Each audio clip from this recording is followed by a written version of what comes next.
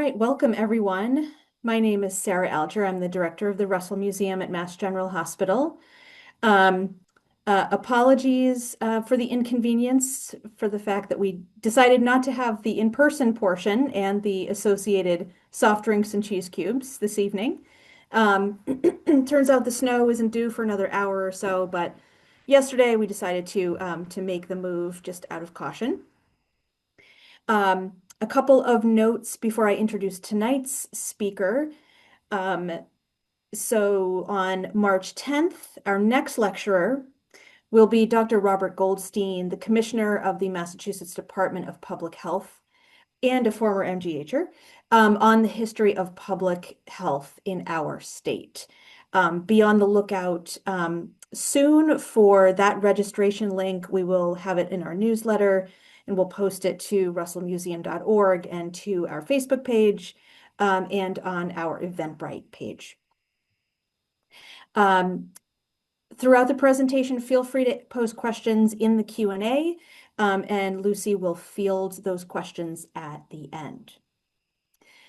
So Lucy Ross has been the hospital's archivist since 2017.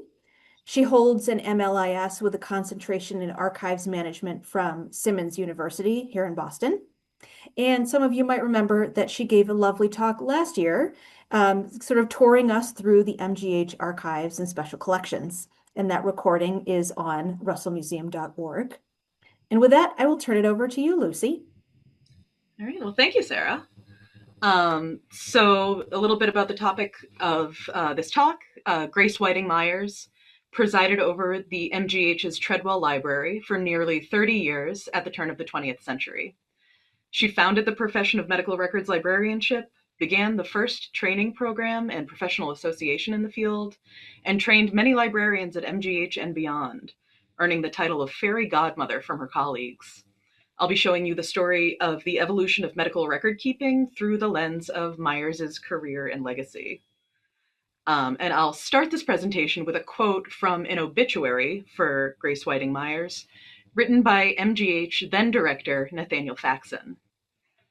Quote, "I had been warned that Mrs. Myers was an exacting person regarding records, that she allowed no frivolity, required correct deportment, and was, if these amenities were observed, a very pleasant person. Mrs. Myers was always neatly dressed, always polite. She was meticulous and orderly in her work, exacting of others and of herself, intolerant of poor work or procrastination, proud of her records and of her hospital, a lady of the old school, beloved and respected by all who knew her. On one occasion, a jovial staff member ventured to tell her a story, which he thought was innocuous, though it did have a slight double entendre, whereupon he was banished from the Treadwell Library and told, 'Don't you ever come back until you have apologized.' He fled in haste, but finally mustered courage to return and say he was sorry, intended no wrong, and was forgiven." That's just a little intro to Grace and her personality. So a bit about her background. She was born in Worcester, Mass. On November 14th, 1859. She was the second of 4 children, with an older sister who died in infancy, one brother who died very young, and another who survived to adulthood. Born into a collecting family, her father had a large home library, which Grace organized according to her own scheme, and collected items like coins, minerals, shells, and pictures of English cathedrals. Her mother was in ill health for much of Grace's young life, and Grace served as an auxiliary caretaker for her brothers. I'll quote from her autobiography, which you'll hear quoted many times throughout this presentation. Quote, "The older brother was one day having something of a scrap with a neighborhood boy out under my open window, and in the course of it I heard him say, 'If you don't let me alone, I'll call my sister, and she can lick any boy in the neighborhood.' I promptly appeared at the window, and that was quite sufficient. I must have been a terror. But that was his feeling about me all his life. My sister could always do anything. I wish her self-confidence had been as great." End quote. She attended Worcester Classical High School as a graduate of the class of 1878, when she also wrote the words to the class song. She hoped to become an artist and spent the following year at the School of the Museum of Fine Arts in Boston, then called the School of Drawing and Painting. In the early 1890s, Grace began to support herself, her family suffering what she referred to as reverses of fortune. She soon married, but she and her husband were effectively separated shortly thereafter. They remained legally married, but her husband won't reappear in this story aside from this footnote, an update to Grace's will in 1945.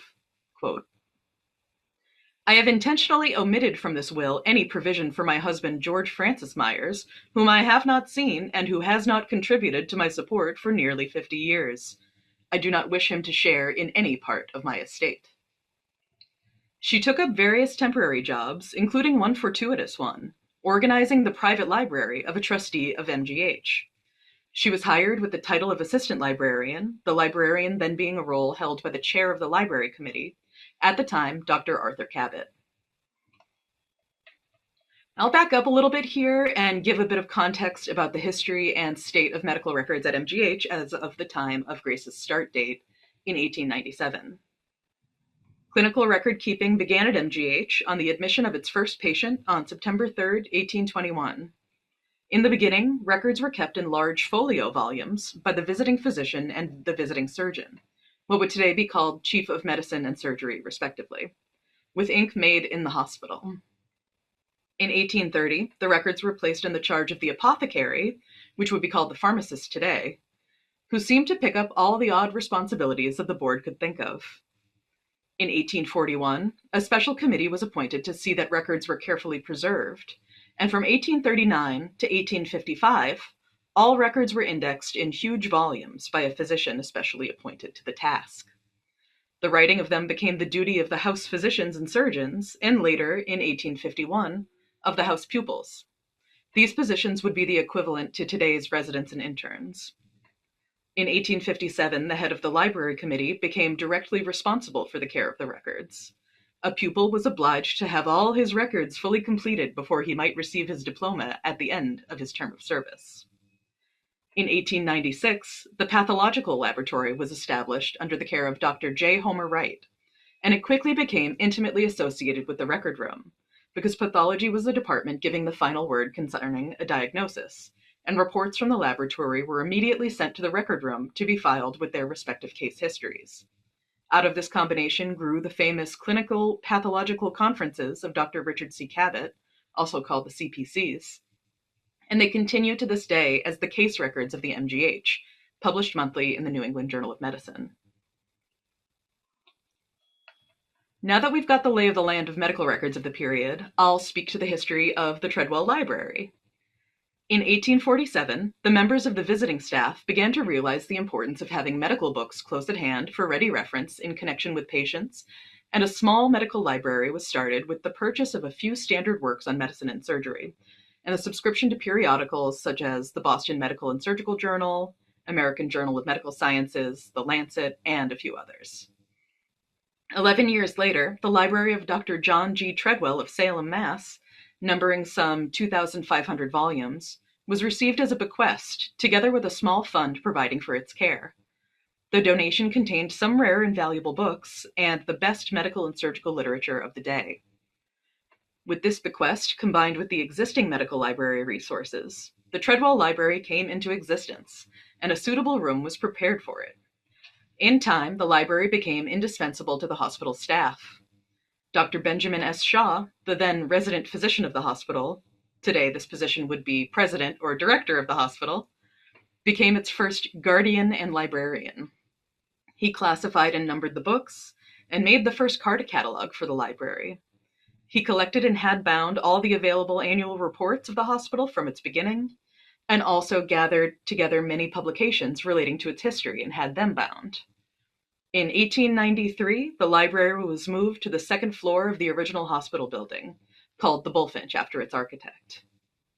As the years passed and the value of the medical library in the hospital became more and more evident, it was decided to employ a librarian whose full time would be divided between the library and the care of the clinical records. In 1897, Grace Whiting Myers was appointed.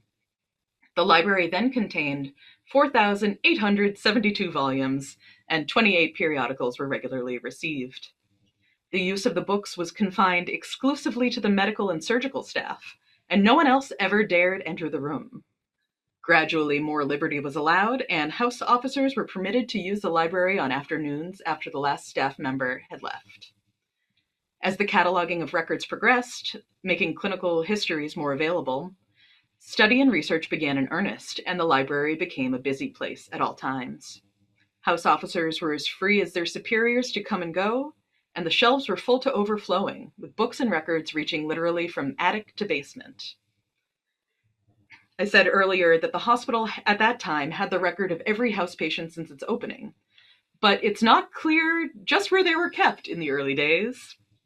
The rules of the trustees, written in 1821, state that the apothecary was responsible, but the exact geographical location of the records in those days is uncertain.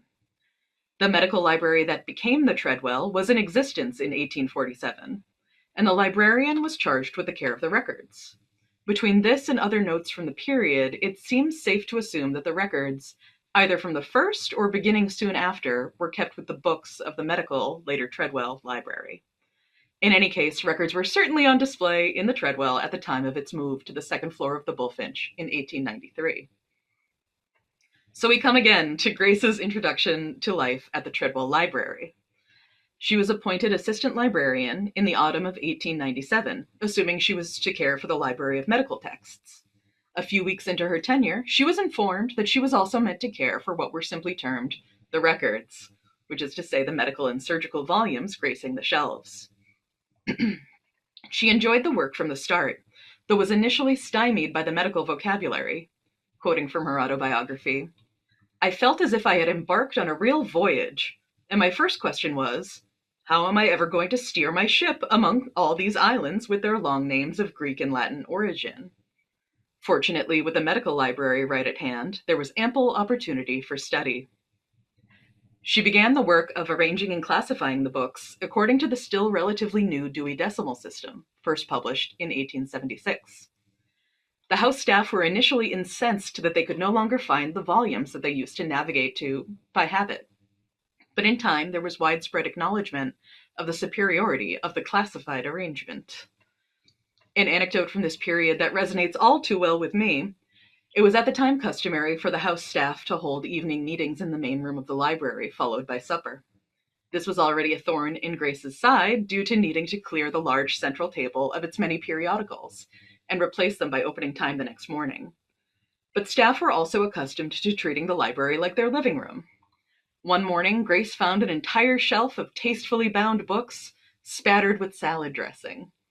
From her autobiography, "I had already suggested holding these affairs in some other place, but without making any impression. But this time my ire was aroused, and without waiting for it to cool down, I went to Dr. Howard's office and let off steam. It was effective. After that, no more suppers were held in the library."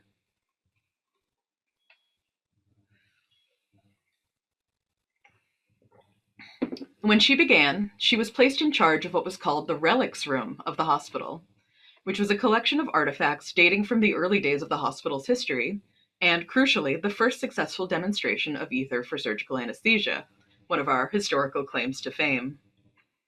Then as now, the hospital's original operating theater, now called the Ether Dome, held several cases of artifacts and surgical instruments and accessories, along with articles of interest. There was also a row of 6 stone crocks marked for each day of the week between Monday and Saturday. These had been used to store surgical sponges and were refreshed once per week, with each sponge being used as the day came. It's not clear to me whether these sponges were for distribution of ether or for something else, but either way, yikes. Those artifacts and many of their fellows are now under the care of the MGH Archives and Special Collections. And the archives weren't formed until 1939. But I get ahead of myself. On the records side of things, Grace encountered even more challenges. One of her first assignments was to compile the year's medical and surgical statistics for inclusion in the annual report, but the committee rejected it as, quote, "too bad to be published," from her autobiography. Never again did that happen. Before the end of another year, I knew all the itises, the ectomies, and the ostomies, and anatomy was becoming familiar, for I had been allowed to attend the lectures in that subject given to the nurses, though the superintendent of the hospital could not see what possible advantage it could be to me. The Treadwell contained a catalog case of cards arranged according to disease. Beginning in 1872, and running through 1894 with handwritten irregular additions into 1897. Grace began to keep her own catalog of medical and surgical cases, organized by diagnosis. She also began a catalog of patient names under cover of darkness, mostly for her own use, to save time in hunting down cases. In time, this catalog was discovered by house staff and found of too great a use to be kept secret. Prior to this, the only way to see if a patient had been previously admitted to the hospital was to go through the admission file kept in the general office, then going to the record room and locating the relevant file by hospital service and date. Another major contributor to efficiency in the Treadwell Library was a typewriter, purchased after Grace spent an entire day copying a particular requested record in longhand. She made it her mission to consolidate the medical records into one location. They'd previously been stashed throughout the hospital building, the original hospital building, the Bullfinch.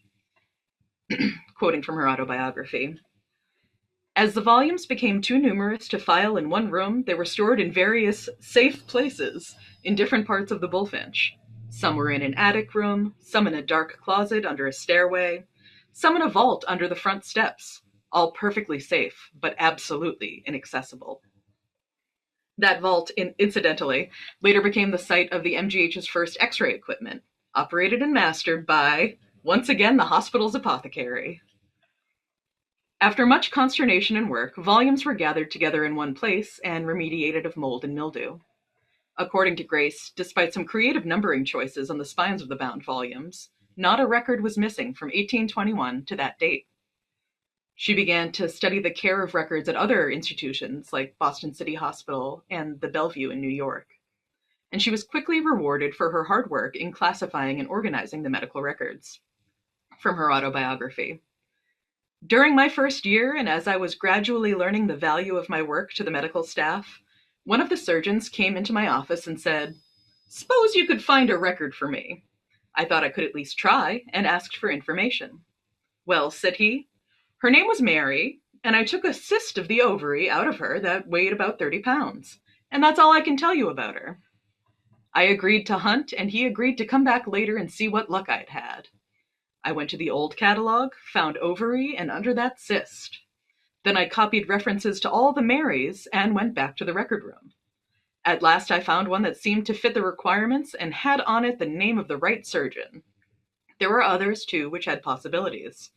So I put the pile of volumes on the table with the one I thought was the one on top, and 2 or 3 hours later back came the surgeon to see what luck I had had. I showed him the pile of books, and he sat down and picked up the top one. I sat opposite him watching. In less than a minute he clapped one hand onto his thigh and said, 'By George, this is it! You'll do!' No compliment that I ever received has meant more to me than that. It gave me a feeling of confidence."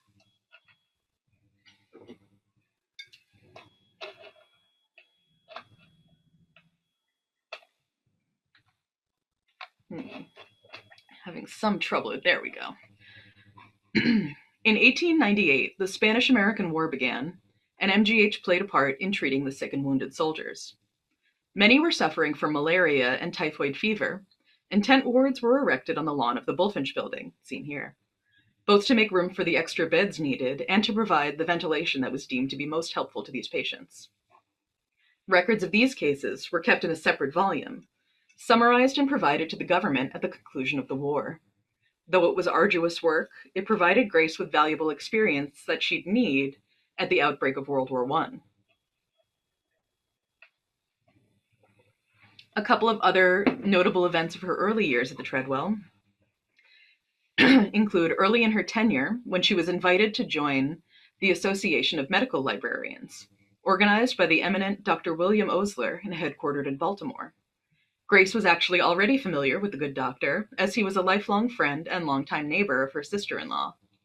He proved a charming host, and Grace found the meetings of the AML to be most helpful to a newcomer to the field, and to sow the seeds of introducing bulletin work into the Treadwell Library. Her first speech in public was 1905 at the American Hospital Association's annual meeting in Boston on medical libraries and hospitals, to general acclaim and several reprints in English hospital publications, including London Hospital. In the autumn of 1908, she badly strained her right arm, replacing a heavy volume on an overhead shelf, and took a sojourn to Jamaica for recovery. As someone with a current shoulder injury stemming from bearing too much weight overhead, I feel for her, though I have not been granted a Jamaican rest cure. I won't go into much detail on this trip other than to say that Grace loved the island and learned quickly to avoid tarantulas on her shuttle boat to her destination, and that her arm woes were not cured by the warm salt air, and she required surgery upon her return. She was grateful to learn that the library hadn't fallen into disarray for the 2 months she was gone, and that her hard-won staff had proved their worth in keeping things running. Quoting from her autobiography, "I have never ceased to be grateful to them for their never-failing interest in their work and their willing cooperation in everything we undertook." Her title changed from assistant librarian to librarian, and from record clerk to record librarian. And by 1912, she had a staff of 7 at her beck and call. One day, towards the end of the year, she was talking with physician Henry A. Christian, who was soon to become the physician-in-chief of the Peter Bent Brigham Hospital, one of several precursors to the current-day Brigham and Women's Hospital. Quoting from her autobiography, he said to Grace, "Mrs. Myers, why don't you call together the record clerks from the 4 or 5 other big hospitals here in Boston and see if you can't help each other? You must all be facing the same problems." I grasped at the idea, and never did I cease to thank Dr. Christian for that suggestion. Here was the beginning of what we now call the American Association of Medical Record Librarians. It was looking in the distance, but none of us could imagine it. She went on medical leave once more in 1913 and spent 8 months at the sanatorium in Clifton Springs, New York. Once she regained her strength and was on the mend, the director of that institution suggested she look over their records and arrange a system to care for them, which she did, throwing in the training of another clerk who would stay on into the bargain. And this is just a great piece of correspondence from Dr. Osler to Grace Whiting Myers about her excellent paper on medical libraries and hospitals, which I just had to include a copy of since we have it. And now, while she was away, a classification of disease was adopted by the hospital, the Boston Hospitals nomenclature, later called the Massachusetts General Hospital Classification, and based on the U.S. government's International List of Causes of Death. The standard nomenclature of diseases and operations would follow in time, but the MGH classification was used well into the mid-20th century. Though the first edition was already in use by the time she returned to the hospital, Grace edited all the subsequent editions up to the 9th. And now I'll just give a quick note on how medical record keeping was evolving during this period. A physician writing about his experience as a resident in 1905 said, "Then, inpatient records were written in longhand on separate sheets, which had to be carefully transmitted to Mrs. Myers in the Treadwell, who, if her eagle eye detected any errors or omissions, dispatched a polite but firm order that they be corrected at once. Nurses spent long hours copying temperature, pulse, and respiration charts with large round dots and ruled connecting lines. All took great pride in producing clean, complete records, although some of the handwriting was not too legible. Perhaps this was why Mrs. Myers objected to the introduction of typewritten cards, on the grounds that it would show up the poor spelling of some of the house officers, who could disguise it with poor handwriting." And now from quoting from a 1914 article on record keeping at MGH, which explains the organization of medical records at the time. "In the outpatient department, the records were centralized and in charge of a record clerk and 4 assistants. The patient does not touch his history, neither does anyone not intimately connected with the institution. The social service record reinforces the medical record when investigation is requested, and the admitting physician in the outpatient department reviews the records and requires the correction of omissions by the department responsible. And in the hospital for inpatients, the histories were centralized and under the care of a librarian, Grace, and her 4 assistants. There are 4 card catalogs, one in which all the hospital cases are filed alphabetically by name, on which is a miniature history. 2 surgical catalogs, one anatomical, one with diagnosis. Each surgical case is filed by the anatomical region affected in the diagnosis made. And 1 medical catalog, in which the main organs of the body are grouped. Cases are filed by the diagnosis under those organs, and all others by their diagnosis. Great care is taken to obtain absolutely correct information concerning a patient's full name, correct address, and names and addresses of friends. Charts are inspected on the day following discharge for accuracy, neatness, and completeness. Histories of patients discharged are inspected each Monday, and catalog cards, when ready to file, are inspected by the librarian. No one, with the exception of hospital staff and house officers, is permitted to see the records. An abstract or copy may be given under proper circumstances. And after 1 year, all surgical patients are asked to return for examination, and a catalog kept of these results of the examinations. This end result catalog requires the entire time of one clerk. So another contemporary advance was that a course of hospital care of hospital records was established in 1914. And the course was 3 months long, with pupils being sent in most cases from other hospitals. MGH had the oldest school as well as the first accredited school for the training of medical record librarians. In 1935, the school was accredited for affiliation with Simmons College and Colby Junior College on a degree-granting program. The first 3 years of the program were spent on the college campus, and the fourth year in the internship period at the MGH. In the spring of 1916, the U.S. entered World War I, and a hospital unit was arranged to help with the war effort. Grace was told to reduce the size of her staff of 7 by half. She gasped and asked the hospital director, "How can I keep up to the work?" "That's up to you," was her response. 2 of the staff applied for permission to join what would become Base Hospital 6 in Talence, France, as secretaries, and another decided to go to the record department of a nearby military hospital, while the rest stayed on throughout the war, eventually joined by several regular volunteers. She remembered the lessons of her first year at the Treadwell and the problem of wartime records, and tried to get ahead of the demands on her time by proactively setting up a system to keep track of any records that might be requested by the government at a later date.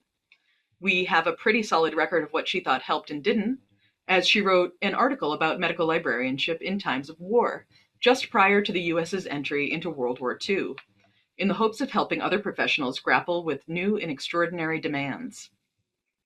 In it, she talks about how the Spanish-American War caught her flat-footed and single-handed, and she didn't want to repeat that when World War I began. At the end of the Spanish-American War, the Surgeon General requested records of every military case treated at MGH. Luckily, there were already separate war volumes for medical and surgical records, but other records were scattered across the books for different services. Her 3 biggest suggestions to the wartime record keeper were preparation, carrying on, and peace, and she detailed how she tried to embody these virtues during World War I. With preparation, she got approval from the hospital director and later director of the World War I Base Hospital 6, Frederick Washburn, to begin the preparation of a catalog of cards. Information for these cards was drawn from the Army record blanks, which was what they wanted recorded, and then they got confirmation from the Surgeon General of the Army and Navy to see if cards like these would be sufficient to reflect military cases treated at the MGH. The response was yes, and send new ones on a certain day each month until the last patient is discharged. Grace kept blue cards, which were easily distinguishable from the standard white, in duplicate for all military cases, one for the MGH's records and one for the Surgeon General. These were ready to go before the first patient arrived. Now, carrying on. Work was bound to increase, and your resources might, or will, be cut, and expectations and the work have to be managed. Grace's staff was cut by half, but there was more work now than ever. Quote, "I let 4 of my 9 assistants go, and thanks to the efficiency and the loyalty of the remaining 5, we did it. Not as it had been done, but in sufficient amount to satisfy those for whom we labored." Supplies were stretched, and an all-hands-on-deck attitude kept everyone going. And now the final piece was peace. It was a little lofty, but peace begins at home.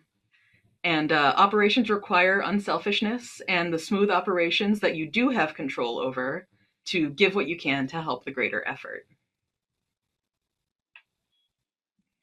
Another major contribution was Grace's war bibliography, as it came later to be termed. On a weekly basis, all through the World War, the Treadwell sent a bibliography on the medical and surgical aspects of the war to Washington, made up from the periodicals as they were received before they were filed away on shelves. The work was reported at a meeting of the Medical Library Association and attracted the attention of the Surgeon General's library in Washington. And after that, she received a request to send copies of these bulletins to the Red Cross headquarters, so they could be further copied and sent all over the country to military hospitals and cantonments, and to many libraries and overseas. It was the only piece of work of the kind that was done anywhere, and was the immediate cause of the publishing of the war supplement of the Index Medicus after the war ended. Years later, Grace happened to visit Washington and took a tour of the new Red Cross facility and library.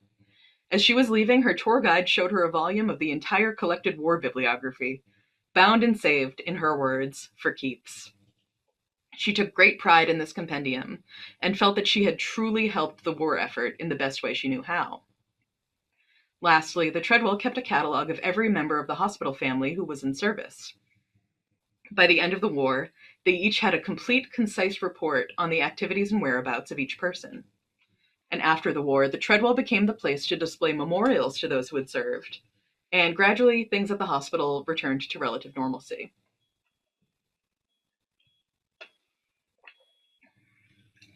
In the midst of all this, Grace was charged with moving from the stately quarters of the Bullfinch to the even statelier new Moseley Memorial Building. The new quarters were larger, with room to grow. A few weeks after opening, a staff member came by for the first time since the move. "My, this is a palace," he exclaimed. Then he bowed very low to Grace and said, "And how is the princess?" Grace returned it with a curtsy, quote, "as gracefully as possible." A large vault was built to house valuable books and the bound volumes of records from 1821 to 1916. Eventually, bound record volumes from 1916 to 1922 were added to those in the vault, while outpatient records were filed in a cabinet on shelves in separate folders. Record storage space was expanded once again in 1927, with the goal of collecting all of the disparate patient records from all the services in one location. Grace did a tour of several large hospitals, including Johns Hopkins, Bellevue, and New York Presbyterian, to see how they were handling their clinical records. She went home with, quote, "lots of ideas, some new friends, and a strange feeling of satisfaction with her own ways of handling records." She made a report on her findings, and work began using a unit system of filing, in which all of an individual patient's records would be filed under one centralized unit number. The unit system began to come into use in 1922, but wasn't universally implemented until the late 1930s. In 1918, the American College of Surgeons began to regularly inspect hospitals for the purposes of standardization and classification by letter grade. A Class A grade was given to hospitals that were, to quote Grace, "A1 in all respects, including medical records." The ACS visitor who met with Grace and found her methods of record keeping fully satisfactory was a Dr. McEachern, and this turned out to be a fortuitous connection. Quote, "I kept on enlarging and improving as new ideas presented themselves and met with the approval of my director. I especially loved that part of the work, and nothing was ever too much trouble or too complicated if it meant improvement. My motto was always, give of your best to anything you attempt to do. Our hospital stood in Class A." And now the local association of record librarians was now beginning to feel the need to get together more regularly on a set schedule. There were 5 members when they began convening in 1916, and 21 as of 1923. And in the early 1920s, Grace was finding herself more in demand as a consultant on how record libraries should be arranged. She found herself faced with astonished and incredulous looks when she suggested that these newly built, spacious facilities would be outgrown in a matter of years, only to be proven correct in due time. She was also asked to consult on systems of record keeping and to refer staff to newly formed medical records departments. In 1924, after 27 years in service, Grace decided it was time to retire from her position as librarian of Treadwell. Quoting from her autobiography, I was satisfied now to pass it on to other hands, even though the spending of my days in any other place than the Treadwell Library I had grown to love made me sick at heart. She decided, if the powers that be would allow it, to continue her work on an extension of the hospital's history following her retirement in 1925. The first volume of MGH history was published in 1851 and covered the period from the very beginnings of the MGH when it was just a germ of an idea in 1810 through the first 30 years of hospital operations, after it opened its doors in 1821. Written by Nathaniel Bowditch, son of the famous navigator and longtime trustee and chairman and vice president of the MGH, it primarily used the hospital's Board of Trustees minutes to reconstitute a blow-by-blow history of the hospital. A new expanded edition was released by fellow trustee Reverend George E. Ellis in 1872. There had been no subsequent edition, so Grace petitioned for and was granted permission to compile one using the hospital's records. Her sources included Board of Trustees records, files of the hospital secretary, minutes of the medical board, annual reports, and outside sources, like the Warren family papers at Mass Historical Society. She completed the history covering the period between 1872 and 1900 in 1928. The period covered was a momentous one for medicine generally, and the hospital specifically. There was a growth in the hospital campus from 2 buildings in 1872 to 7 in 1900. Please do not ask me to enumerate the MGH buildings today. There was an increase in bed capacity from 180 to about 300. There was a change in the name of the affiliated mental health facility, McLean, from an asylum, considered outdated and unpleasant even by 1920s standards, to hospital. The training school for nurses opened in 1873, only the 3rd such professional nurse training school in the US, and it continued operations until 1981, and now exists under the aegis of the MGH Institute for Health Professions. The ambulance service was created, and the director moved out of the original hospital building. Pathology expanded greatly, with dedicated autopsy facilities opening in the mid-70s, a building in the 90s, and the hiring of a full-time pathologist, which, as we've seen, also had consequences for the contents of the patient records and the specificity of treatment and diagnosis. Creation of a department of photography, which would then grow to include röntgenology or skiography services, as x-rays were then called. Specific clinics and services began to take shape, like orthopedics and pediatrics. It also included the advent of antiseptic and aseptic practices in surgery, and the move from the days of surgeons in blood-stained velvet frock coats to the adoption of PPE like gloves, though robust precautions wouldn't start to become universally mandatory until further into the 20th century. The book also gives a clear and detailed set of information about the physical location of different departments, which came in clutch for the museum team about 5 years ago, when we were trying to trace the occupants of each area of the Bullfinch building in anticipation of the bicentennial of the building's opening and the virtual tour that the MGH Russell Museum created for the occasion.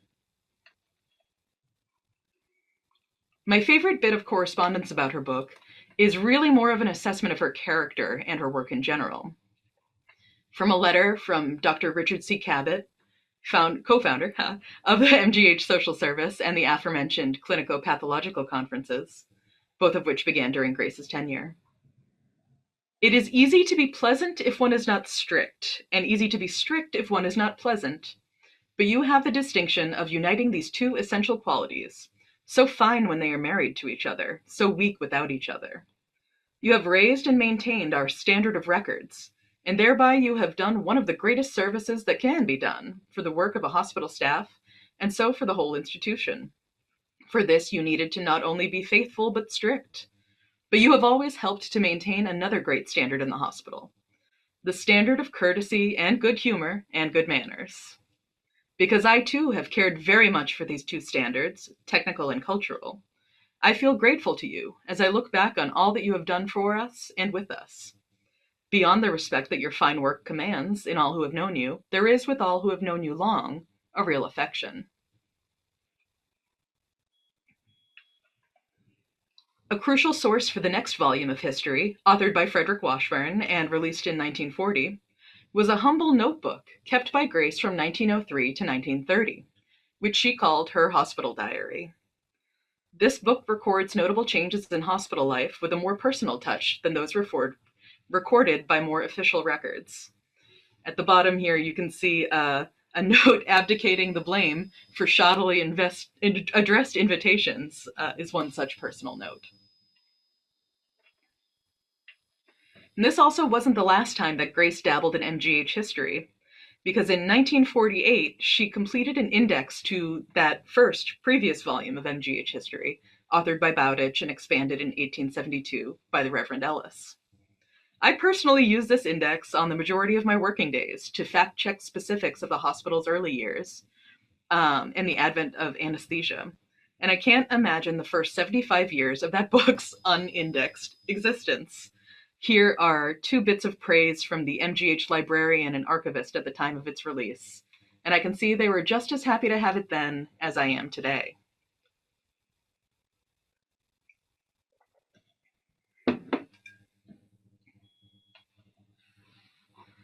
In 1928, the American College of Surgeons had its annual meeting in Boston at the Copley Plaza Hotel.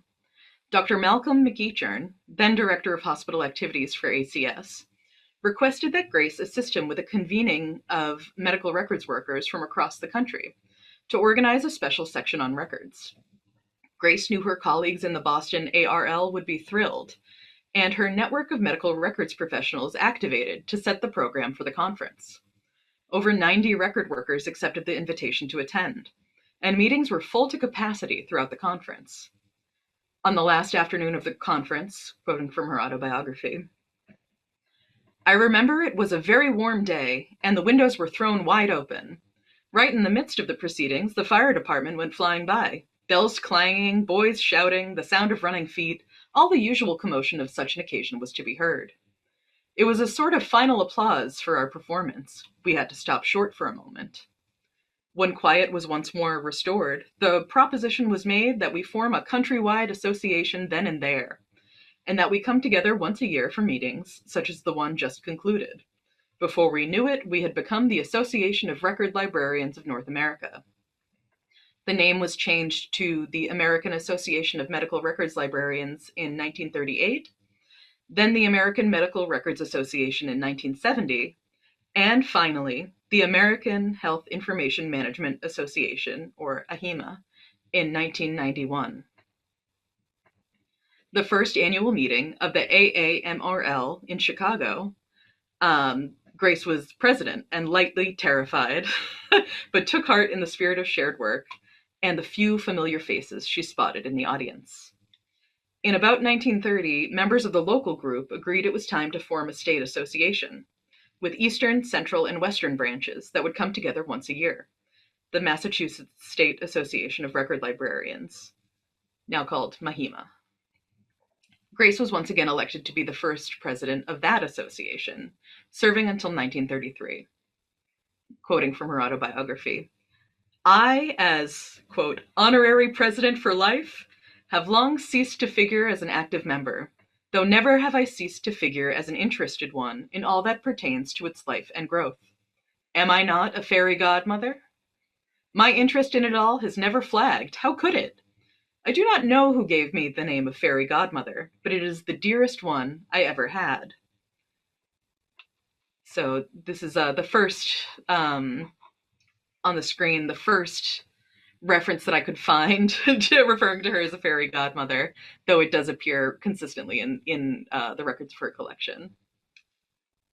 After stepping down from her association presidencies, Grace kept tabs on their field, regularly writing articles for the Bulletin of the National Association, including the word building series, giving extensive etymology for common medical words. Remember how adrift she felt when faced with medical vocabulary in 1897, and here she was passing along the tools for others to succeed in the same path.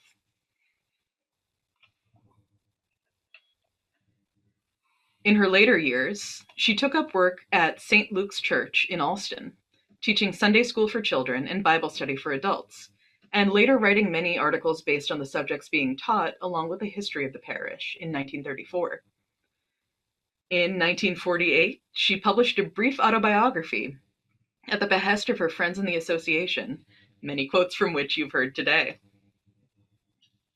During World War II, she compiled a booklet called Notes of Triumph, filled with national anthems, familiar hymns, and biblical quotations. It was intended to be given in a pocket-sized format to a unit of MGH nurses, but was later requested for publication and distribution to departing troops by the Congregational House of New York. Every one of an edition of 5,000 was distributed. Other service during this time included the knitting of 58 pairs of sea boot socks for the troops.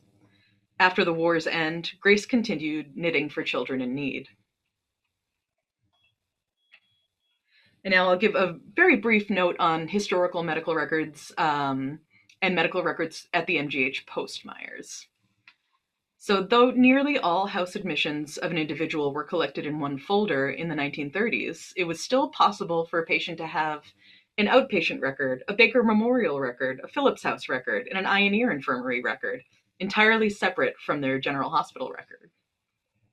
The situation was given careful study over a period of months by the Record Committee, which in December of 1936 recommended the adoption of a unit record system, whereby the record of each individual patient in all departments of the MGH and the Ioneer would be collected in one folder under a unit number, and all subsequent admissions of any department be chronologically included. This was approved by the trustees and managers, and thus a development in record handling which started many years prior reached its ultimate goal on January 1st, 1937, when the unit record system was put into action. This was a major task. Blocks of numbers were issued to each unit in the hospital, and a number was assigned to the patient by the hospital department to which he was first admitted. Thereafter, all data referring to that patient was filed under that number. For new patients, it was easy, but for old patients, it required the collection of all of their previous records under different services under the new record number, with references to where the complete records could be found. To carry on this work, approximately 20 clerks were trained and began work on January 1st, 1937. Gradually, order came out of chaos, and by mid-year, it was possible to begin to reduce the clerical force. By the end of the year, the system was working smoothly under the direction of normal records room personnel. And now a little note on the delivery of the records, especially this curious contraption you can see in the outpatient department. It was called a Lamson carrier, which was a sort of zip line for records. You could clip the papers onto a carrier and then zip it down the line to the requesting department. This was in place, if not in use, well into the 20th century, until the demolition of the clinics building. Other records were sent via pneumatic tube, which is a delivery system that's still in place in the hospital today for select items, and a dispatch service that traveled throughout the hospital by foot, acting as couriers, patient transport, and other duties. Now, another unique post-Myers addition to the world of medical records at MGH was the Medical Transcription Training Program. In 1961, MGH's Medical Transcription Office was tucked away in a basement, filled with transcriptionists who would take dictation by phone from floor staff and add it to patient records.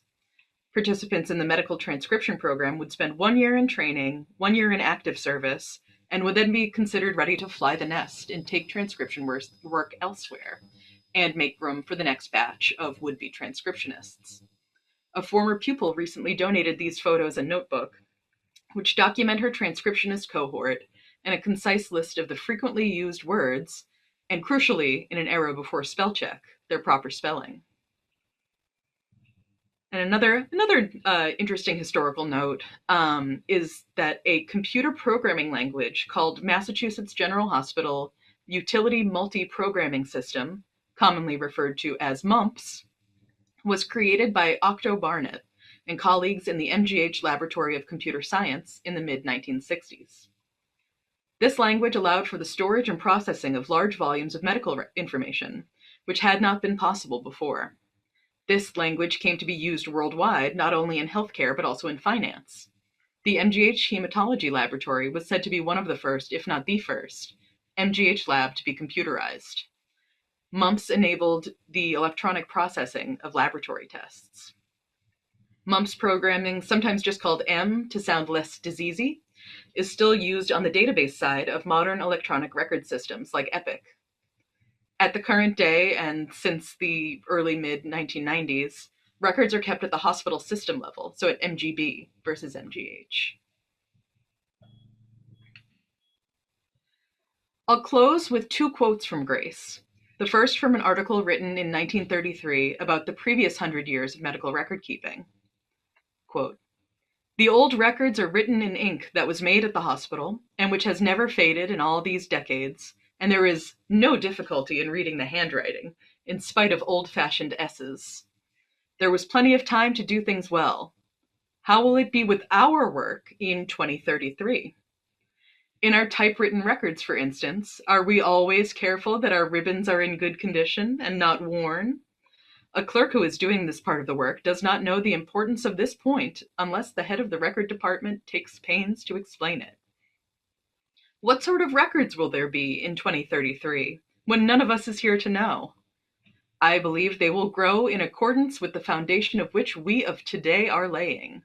We must build with high ideals, by true conscientious work, and by exerting an influence that will reach far down the future's broadening way. Let none who come after us find cause to do aught but bless us, as I have over and over again blessed those two founders of the Massachusetts General Hospital, Dr. James Jackson and Dr. John C. Warren, who wrote such fine case histories a full century ago." Grace would live another 9 years after the publication of her autobiography, passing away at the age of 97 in 1957. And this final quote, which closes her autobiography: "Now I stand near the end of a long life, and I am content. There have been dark places along the way, as there are in any life that is worthwhile, and there has been a great deal that was full of brightness and joy, not least among them my work. There has been hard work at times, and that stands for brains and brawn. There has been much to do for others, that makes life worth the living. There have been many days full of sunshine, which have made the stormy ones grow shadowy and fade into insignificance. Much has come in the way of staunch friendship, towers of strength in time of need. I have been able to make life a joy, and I thank God that in these late years he has guided my feet into the paths of peace." And I think that is all I've got. So, yeah, if anybody has any questions. Thank you so much, Lucy. That was fantastic. I know it's hard to do a hand clap, but thanks to those of you who are doing the hand claps here. Any questions you might have, feel free to put in the Q&A. While we wait for folks to type, Lucy, I have a question for you. Do we happen to know whether Myers's shoulder surgery was performed by Ernest Codman? Ooh, that's a good question. I do not know that, but Okay. but I wouldn't be all that surprised, I guess. So Codman is another fascinating figure in MGH history. Probably some folks recognize his name. He was sort of a founder of the idea of end results, what would ultimately turn into the idea of quality and safety. But he also happened to be a well-known shoulder surgeon. All right, I'm looking in the Q&A. I'm not seeing any questions yet. But don't be shy. Oh, and now I'm seeing. Someone asked Lucy's current role. So I'm the archivist of Mass General Hospital. All right. Okay, we'll give folks another moment. And this is all to say I don't know that I have answers to any questions beyond what's been presented. So another fun thing that I'll note is in your very first anecdote about the staff member she kicked out of the library. That staff member was another favorite of ours, at least in the Museum and the Archives, favorite figure, who was the apothecary at that time. and woe to God. Yeah, there's Someone just said, Lucy, you rock, which is very nice. Shaw. But yeah, the coincidences and especially the put upon apothecaries are some of my favorite threads in MGH history. And Jeannie says, thank you for giving me a dose of MGH on my Florida hiatus. Oh yay! I Jeannie, hope thank you it's for warm. tuning in. Okay. We'll just give one more moment in case anyone is typing.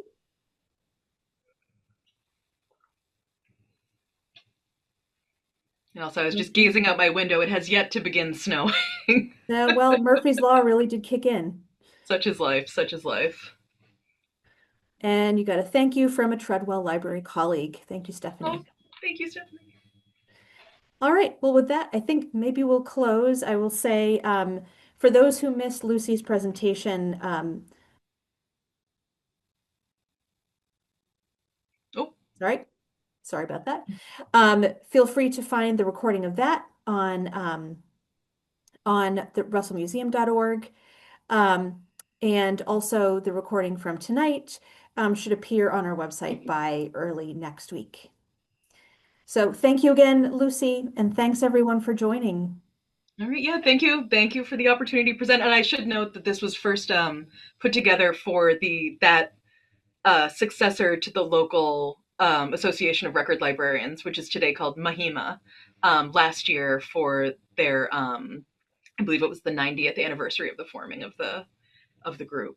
So that is why this presentation exists. So thank you to to Mahima and Oh, to one late breaking question is what was the title before it became Ahima? there is a long list. Actually, hold on a second. Let me see if I can find it in my notes. Because yeah, I give a rundown, but it's a long. The one prior to Ahima was so first it was the Association of Record Librarians of North America. Then it was the American Association of Medical Record Librarians. And then it was the American Medical Records Association before becoming AHIMA. Fabulous. Thank you. All right. All right. Well, with that, we'll wish everyone a good night.